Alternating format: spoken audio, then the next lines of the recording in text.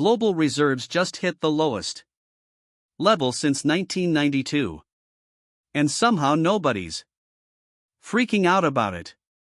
There's no breaking news, no sweaty guy on CNBC, and no market panic. It's just been silence, which is weird. But there's also a reason why, and that's because it's been happening slowly and in the background. Because while everyone's busy arguing about whether AI is coming for their job or whether Elon Musk is even human, the global financial system has been quietly rewiring itself. And most people have no idea what's happening. But before we can jump into why this matters, you first need to understand why being the global reserve currency is the United States' secret weapon. Because while on the surface, reserve currency status might sound boring, like it's something that only matters to Wall Street bankers who snack on nicotine pouches and live in $4,000 Soho apartments. But in reality, it's actually the invisible engine behind the United States economy. And that's because being the reserve currency is like being the backbone for the global financial system. It means that every other country needs your currency to do business. Basically, if countries want to buy oil, settle trade, or pay international debts, they likely need dollars to do so.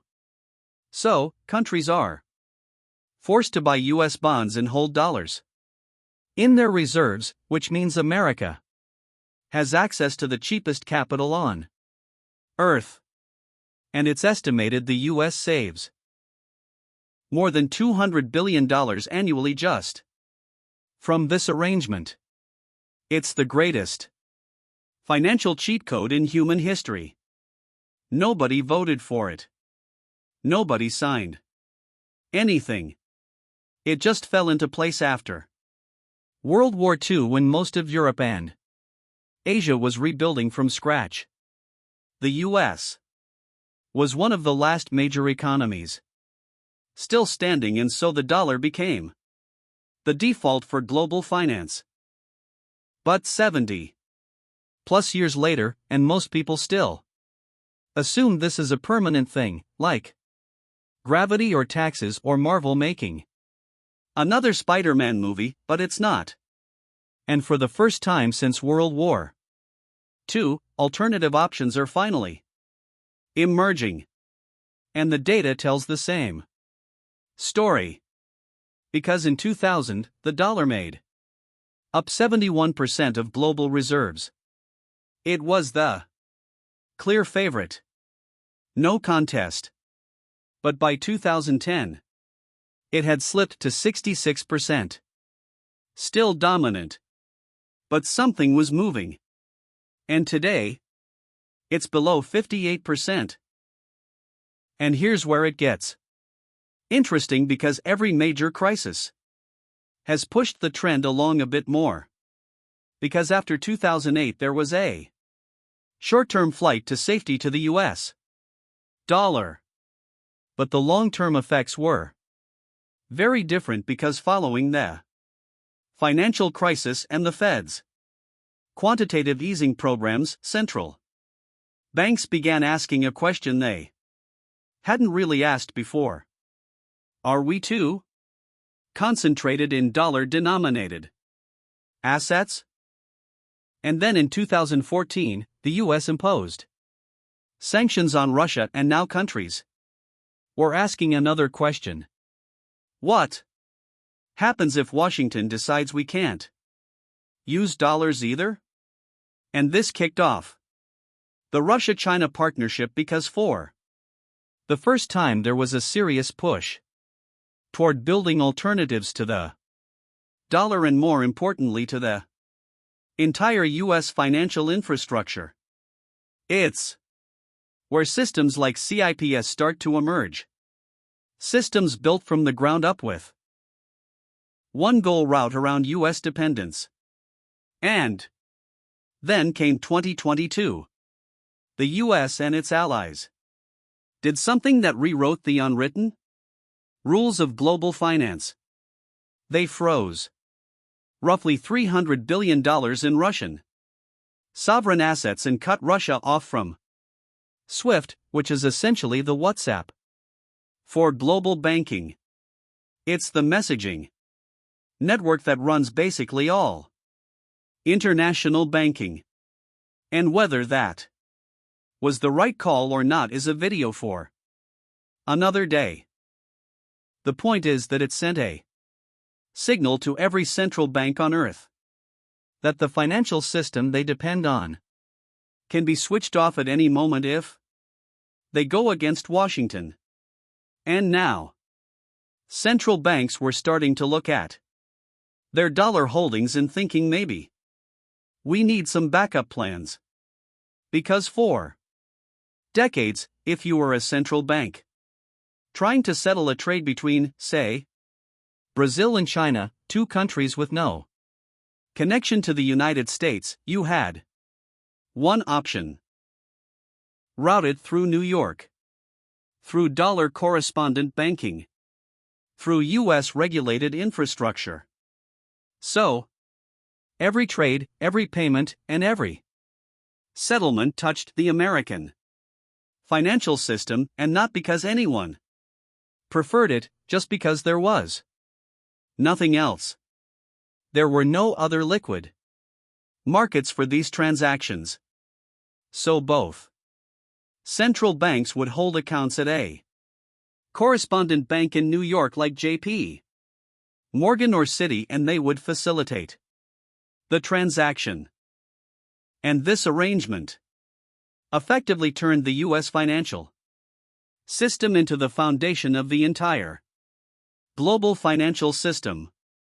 And with this came massive unfair advantages. Advantages economists call exorbitant privilege, which can be broken down into three pillars. First, intelligence. Because when a trade between Brazil and China clears through New York, it doesn't just move money, it moves data. And it gives the US visibility into seeing who's buying and who's shipping what. It basically gives the United States a bird's eye view over global trade. And the second pillar, investment. Because every country needs dollars to trade, and countries can't just store cash under a mattress. Treasury bonds had constant demand, which forced the world to buy our debt and let the US borrow money at significantly lower interest rates than other nations. And finally, jurisdiction. Because trades ran through New York, it enabled the United States to act as the supreme regulator, like we saw in 2022 when the US froze $300 billion in Russian assets.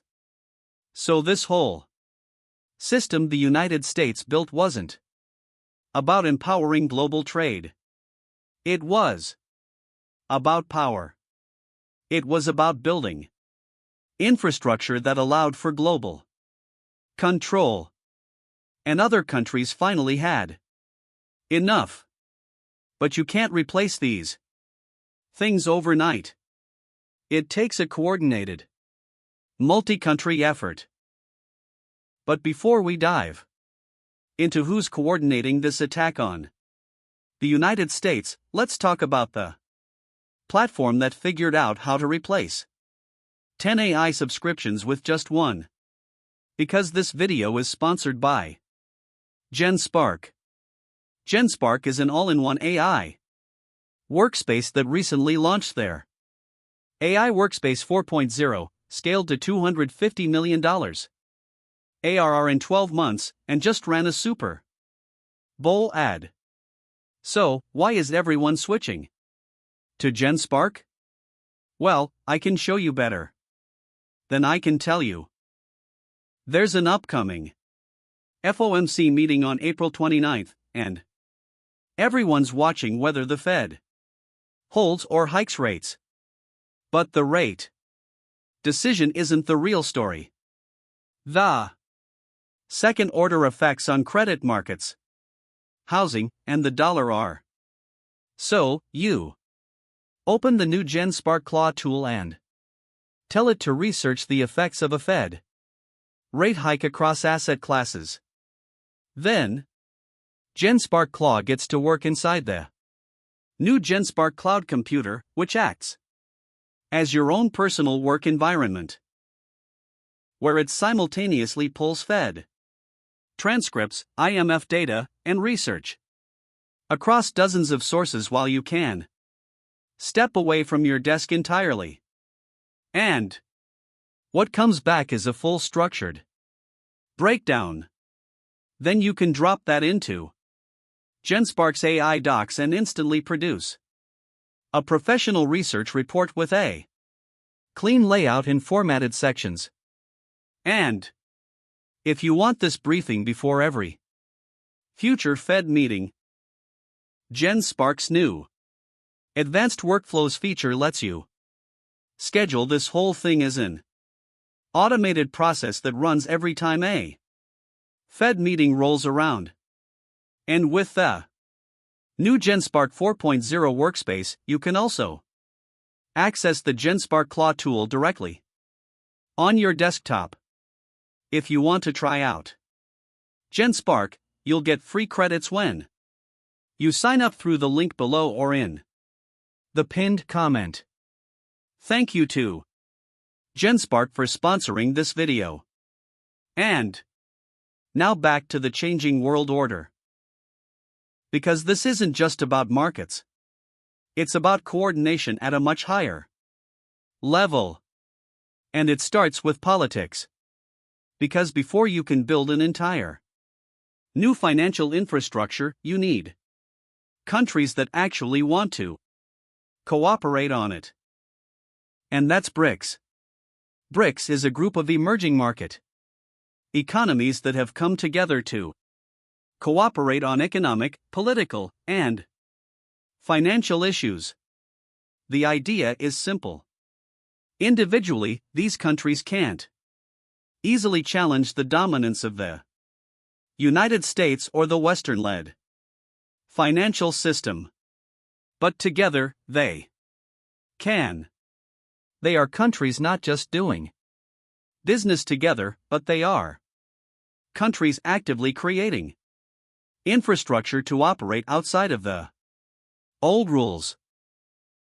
But while most people still think of BRICS as just Brazil, Russia, India, China, and South Africa, it's now become so much more because BRICS expanded in 2024 to now include Saudi Arabia, the United Arab Emirates, Iran, Egypt, and a few others. And now, BRICS collectively represents more than a quarter of the global economy and nearly half of the world's population. It's a group of over 11 member countries that share infrastructure, route trade deals, and are actively building an alternative to the United States financial system. Which brings us to the single most under-reported financial story of 2026. The unit. Now, if you've never heard of the unit, you're not alone. Most people haven't. And that's because traditional financial media only covers what gets clicks. Things like Nvidia's earnings, Trump's latest tweet, and Palantir's newest product launch. But this is the stuff that actually matters because the unit is a blockchain-based settlement tool designed for the BRICS countries. It lets member countries bypass the US dollar by using a neutral unit of account instead. One that is backed 40% by physical gold and 60% by a mix of BRICS currencies. And I know that may have been confusing, but in plain English, it just means it's designed to replace the role of the US dollar. And in January 2026, it moved from concept to operational pilot.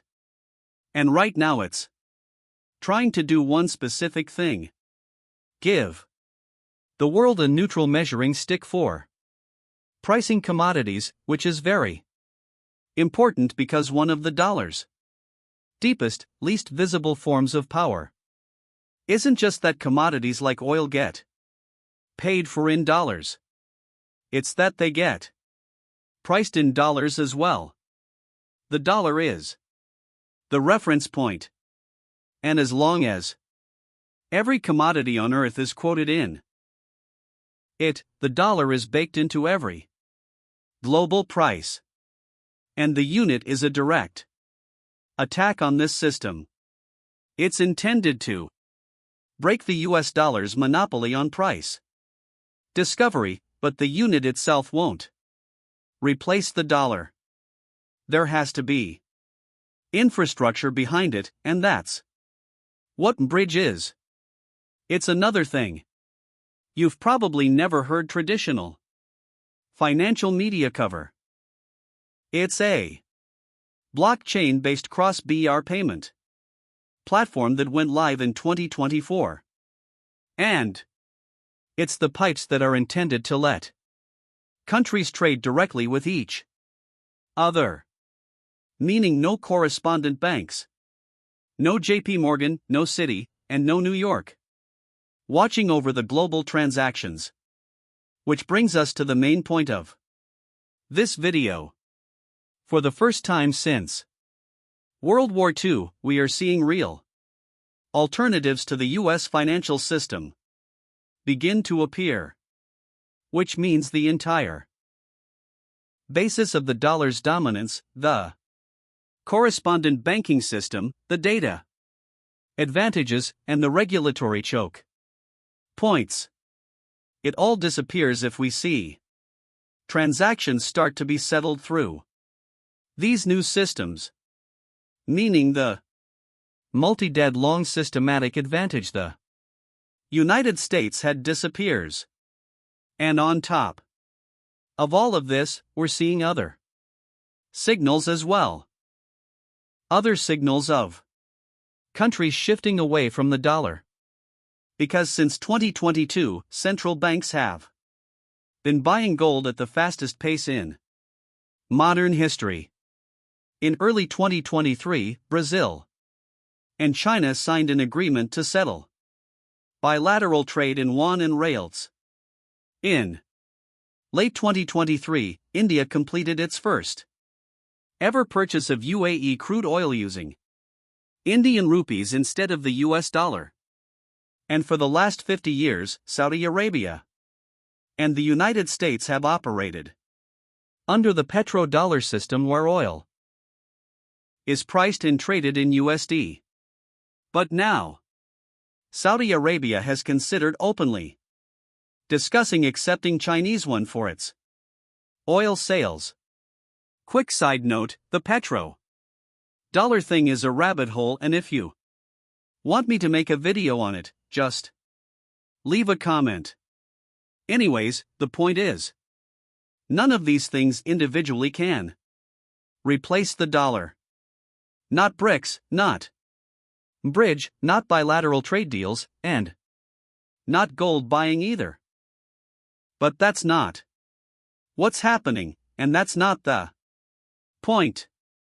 What's happening is something a lot harder to spot and a lot harder to pinpoint. It's optionality, and it's optionality that kills monopolies. Because the truth about the dollar's dominance that nobody really talks about is nobody chose the dollar because they loved it.